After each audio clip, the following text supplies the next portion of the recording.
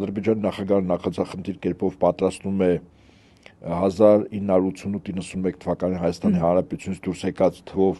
ըստ իրեն 300,000, իսկ իրականում Հայաստանից մոտ 112,000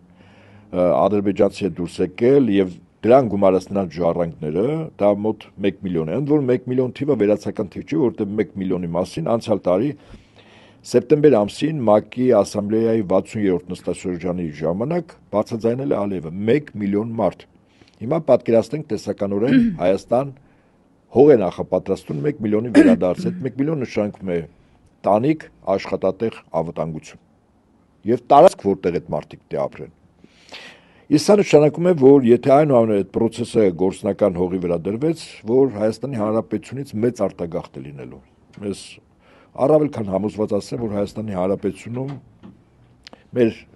ազգակիցները եւ ոչ միայն մեր ազգակիցները այնուամենայնիվ չեն կարող հաշտվել այն իրողության հետ, որ ադրբեջանցիների հետ պետք է ապրեն